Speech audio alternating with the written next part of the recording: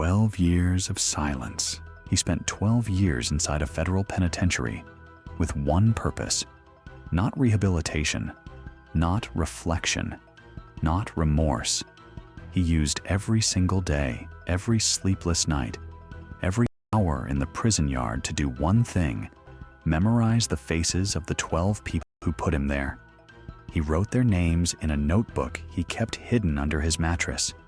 He drew their faces from memory and redrew them again and again until he could close his eyes and see every one of them clearly. The foreman who read the verdict, the older woman in the third row who never looked at him, the young man in the back who took the most notes. 12 faces, 12 names, 12 targets. He was released on a Tuesday morning at 6:47 a.m. By Wednesday afternoon, juror number 4 was dead. The U.S. Marshals Service received the alert at 3:22 p.m. on Wednesday. A retired machinist found dead in his garage in suburban Ohio. Blunt force trauma. No signs of forced entry. The victim had served on a federal murder trial in 2012. The case had been assigned to the Marshals Judicial Security Division for review because of an unusual notation in the defendant's file, a threat assessment completed during his incarceration that flagged him as a revenge-motivated, organized thinker with documented fixation on trial participants. The prison psychologist had submitted the report 4 months before his release. Somehow, the notification chain failed. The warning never reached the jurors. Now one of them was already dead. Deputy U.S. Marshal Reyes pulled the original case file at 3:40 p.m. The conviction: second-degree murder, 2012, federal jurisdiction. The defendant had been sentenced to 12 years. He had served every day of it. No early release, no parole violations, no disciplinary record inside, which the prison psychologist had noted was itself unusual for someone with his profile. He wasn't rehabilitating. He was waiting. The file listed the original jury pool: 12 jurors, 4 alternates. The foreman's name was at the top.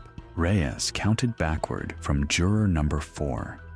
If the pattern held, if this was indeed sequential, if he was working through the jury, the way the prison notebook later recovered from his released property suggested, then juror number 3 was next. The notebook, retrieved from his personal effects bag when he walked out of Elkton Federal Correctional Institution at 6:47 a.m. Tuesday, contained something that made Reyes's stomach drop: a handwritten schedule, not specific times, but a sequence, a list, 12 names in the order they had sat in the jury box, numbers 1 through 12.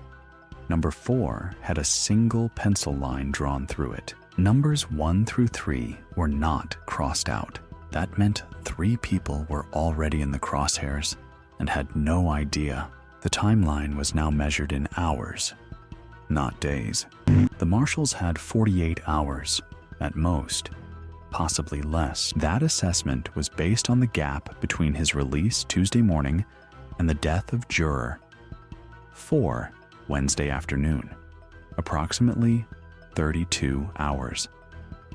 Between freedom and his first kill, the investigation would later determine he had spent Tuesday night in a motel 12 miles from the victim's home, conducting surveillance. He moved efficiently. He had clearly planned this for years. The proximity between Juror 4's address and Juror 3's address, both in the same county, suggested he had mapped their locations in advance, possibly using public records, social media, and the kind of methodical research that someone with 12 years and nothing else to do could accomplish entirely inside a prison library. Juror 3 was a 58-year-old former school administrator. now retired, living with her husband and 2 adult children who had moved back home in the past year. Her home had a dog, a visible security camera above the front door that was likely disconnected. The Marshals would confirm it wasn't active, and a daily routine that she posted about publicly on a neighborhood app. She walked her dog at 7:15 a.m. She picked up her granddaughter from school at 3:30 p.m. every Tuesday and Thursday. She had no idea she had sat on a jury 12 years ago that had just made her a target. Juror 1 and Juror 2 were even more exposed. Juror 1, the foreman, ran a small landscaping business out of his home. He was active on social media. His address was findable in less than 4 minutes through public county records. Juror 2 had moved twice since the trial, but her new address was in a voter registration database that had been published in a local election transparency report. The subject had 12 years to find these details. The Marshals now had hours to protect the people he had already found. Deputy Marshal Reyes activated the Judicial Threat Response protocol at 4:11 p.m. Wednesday. The operation would require simultaneous action across 3 counties in 2 states. The remaining 11 jurors, 4 alternates included, needed to be located, warned, and placed under protection before the subject could reach any of them. The Marshals coordinated immediately with the FBI's Behavioral Analysis Unit, Ohio State Police, and local sheriff's departments in every county where a juror resided. A threat matrix was assembled by 5:30 p.m. Jurors ranked by proximity to the subject's last known location, vulnerability of their home address, and whether they had any security measures in place. The results were alarming. Of the remaining 11 jurors, 9 had publicly accessible home addresses. 7 had active social media accounts that included location data. 3 lived alone. 2 were elderly. 1, Juror 7, had a school-aged child at home. And the subject's last confirmed location? A gas station. ATM. Transaction. Caught on surveillance footage at 2:47 p.m. Wednesday. Placed him 14 miles from Juror 3's neighborhood. He was already in the area. He had not stopped after 1 kill. He was moving. The Marshals had 4 teams in the field by 6 p.m. Wednesday. Team 1 was assigned to Juror 3 and her immediate family. They reached her home at 6:19 p.m. She answered the door in a bathrobe, confused, holding a cup of tea. The lead deputy marshal explained the situation in the calmest possible terms, that a former defendant had been released from prison, that he had already harmed someone connected to her trial, that she and her family needed to leave immediately. She asked if she could take her dog. They said yes. Her husband came downstairs, took 1 look at the deputy's expressions, and went straight to pack a bag without saying a word. Her adult son called his girlfriend from the car. Her adult daughter was crying quietly in the back seat. They were in a secure location by 7:45 p.m., 49 minutes before local police confirmed the subject had been observed on foot 2 blocks from her home. At 8:34 p.m., 49 minutes, the team that had just moved her family out stood in the empty house and looked at the kitchen light still on, the dog's food bowl still on the floor, the half-drunk cup of tea on the counter, and understood exactly how close it had been. Team 2 was assigned to Juror 1, the foreman, and his family. He was harder to convince. He remembered the trial. He remembered the defendant. He said he wasn't afraid. His wife was standing behind him with her hand on his arm, and she said quietly, please just listen to them?" He listened. He didn't pack a bag. He asked how long. The deputy marshal said she couldn't say for certain. Days, minimum. He looked at his wife, then at his 2 kids watching from the hallway. He went and got his coat. Team 3 was executing emergency contact protocols for jurors 5 through 12. Each juror was called, warned, and either transported to a secure location or placed under immediate protective detail at their home if transport was not immediately possible. 3 jurors were reached and moved within the first 2 hours. 4 others were reached, but required additional persuasion. 1 insisted on waiting for his lawyer to call back. 1 was out of town on business and needed travel arrangements. 1 had a medical condition that complicated transport. 2 were initially unreachable.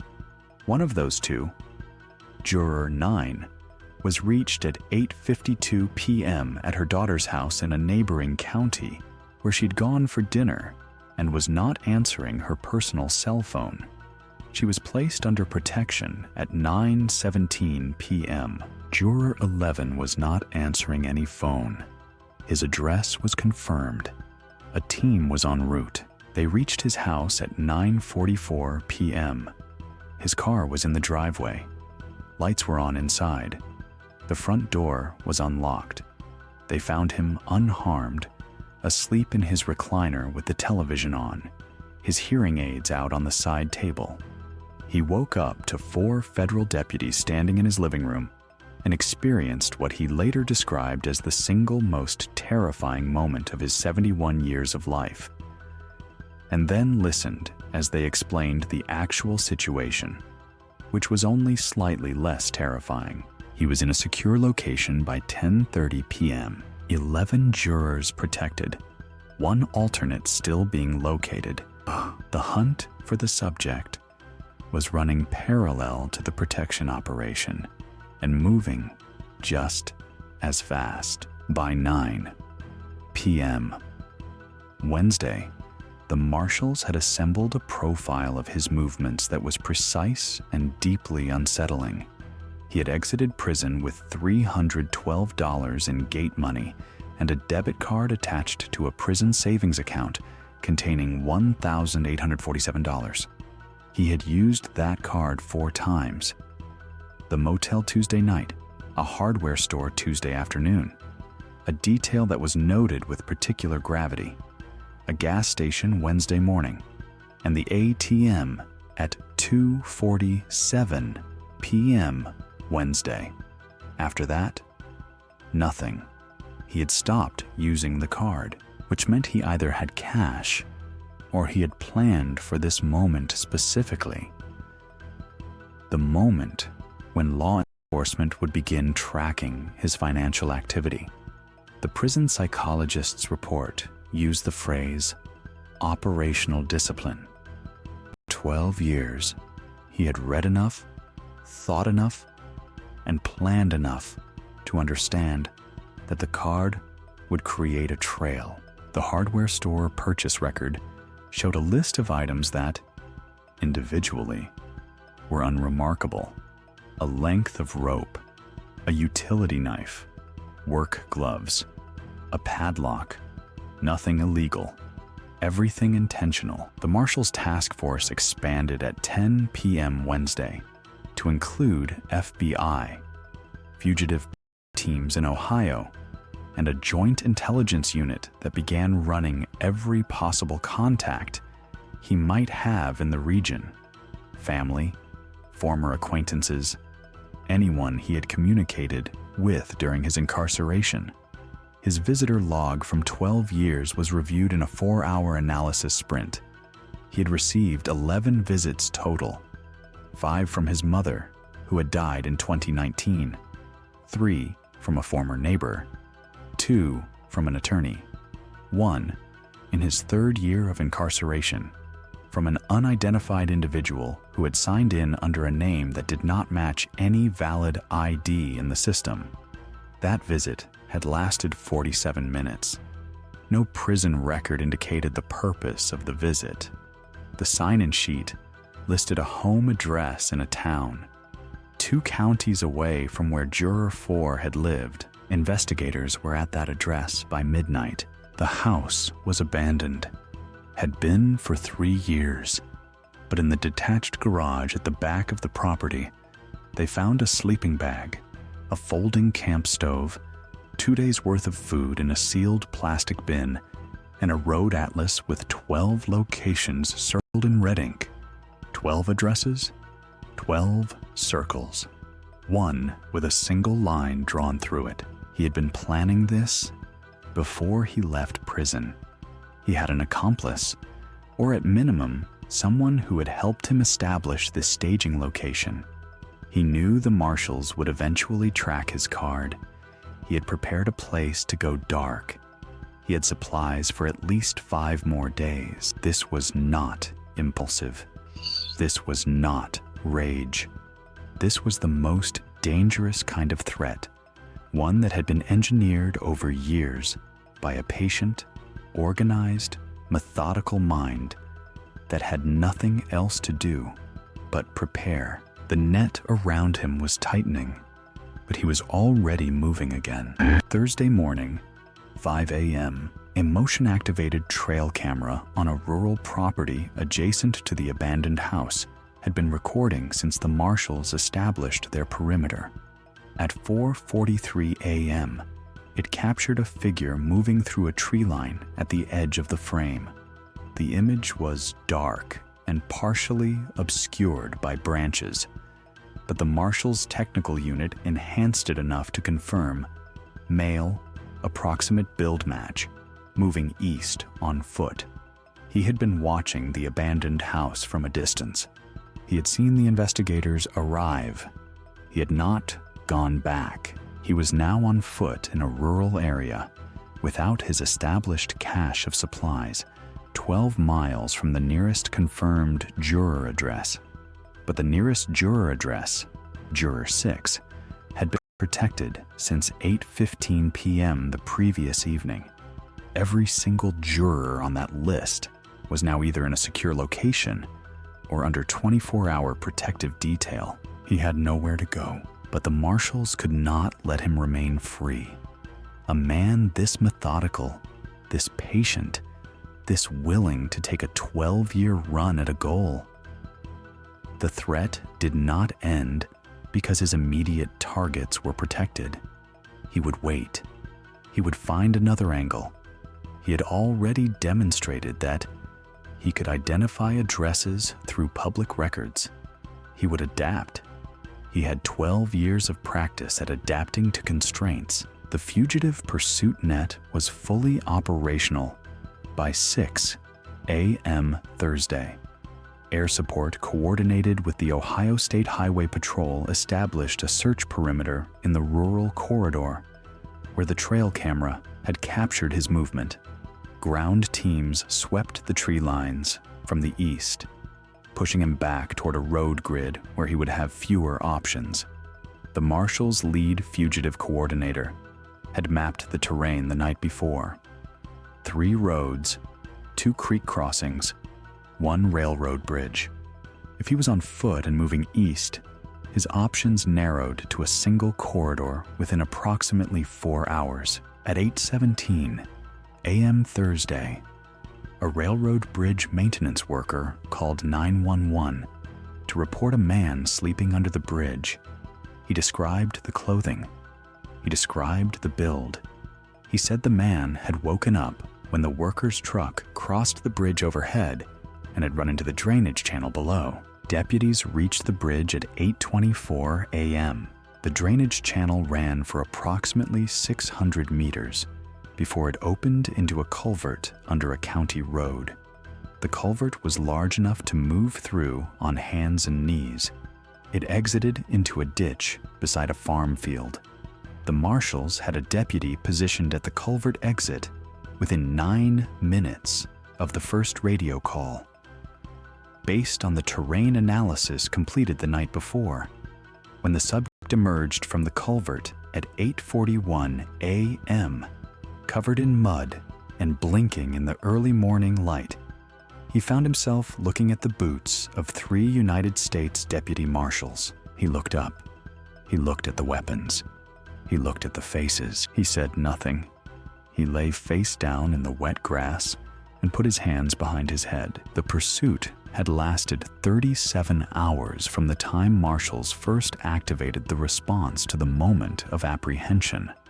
In that 37-hour window, 11 jurors and 4 alternates had been located, warned, and protected. 1 juror had already been killed before the operation began. 3 had been moved to safety with less than an hour to spare. Juror 3 with 49 minutes, Juror 6 with 31 minutes, and Juror 11, the man asleep in his recliner, with an estimated window that the Marshal's threat assessment later calculated at under 2 hours. 15 people were alive, who would not have been if the response had been delayed by a single shift change, a single missed phone call, a single deputy who decided the threat assessment could wait until morning. The alternate timeline is not difficult to reconstruct. In a scenario where the Marshal's notification chain had functioned as designed, where the prison psychologist's report had been transmitted to the Judicial Security Division before his release, rather than after his first kill, this operation might have begun before Juror 4 was ever in danger. In a scenario where the alert had been delayed by 12 additional hours on Wednesday afternoon, Juror 3 would have been home alone with her dog when the subject arrived on her block at 8:34 p.m. Her adult children would likely have been in the house. Her husband would have been there. That is 4 people. The road atlas in the abandoned garage indicates he had logistics in place for an extended operation. 11 remaining jurors, some alone, some elderly, some with children. The mathematical outcome of an uninterrupted continuation of that list is not something that requires imagination. It only requires arithmetic. 15 people went to bed Thursday night in temporary safe houses and hotels, protected and alive. And most of them spent that night unable to sleep. Juror 3 later said she kept thinking about the cup of tea she had left on her counter when the deputies came to the door. She said she kept thinking about what would have happened if she had just gone to bed early that night and not answered the door. She said she thought about that for a long time. The foreman, Juror 1, later said he didn't think about the tea. He said he thought about his daughter watching from the hallway in her pajamas when he was standing at the door arguing with the deputies about whether this was really necessary. He said he thought about the expression on her face in that moment, and he said that was the thing that made him go get his coat. Juror 11, the 71-year-old man who had been asleep in his recliner, said he still thought the most frightening part of the whole thing was waking up to 4 strangers standing in his living room. He said even after they explained everything and he was safe and in a hotel room, he couldn't stop thinking about how he almost didn't hear them knocking. He said he was glad they hadn't waited for him to answer. The subject was charged with first-degree murder in the death of Juror 4, criminal stalking, and multiple counts of premeditated threat to judicial participants. The prison psychologist's report that had failed to reach the Marshals before his release was reviewed as part of a broader audit of inmate threat assessment notification procedures. 11 separate procedural failures were identified in the chain between the psychologist's report and the Marshal's Judicial Security Division. All 11 were flagged for systemic review. The audit recommended mandatory notification protocols for any inmate with documented fixation on trial participants, jurors, judges, prosecutors, or witnesses, to be transmitted to the relevant Marshal's district no later than 60 days prior to release. The notebook recovered from his personal effects bag was entered into evidence. All 12 names were there, written in pencil, in the order they had sat in the jury box 12 years ago. 12 years of patience reduced to a list. 11 of those names had deputies standing between them and the man who had written them down. One name, number 4, had a line through it. The other 11 did not.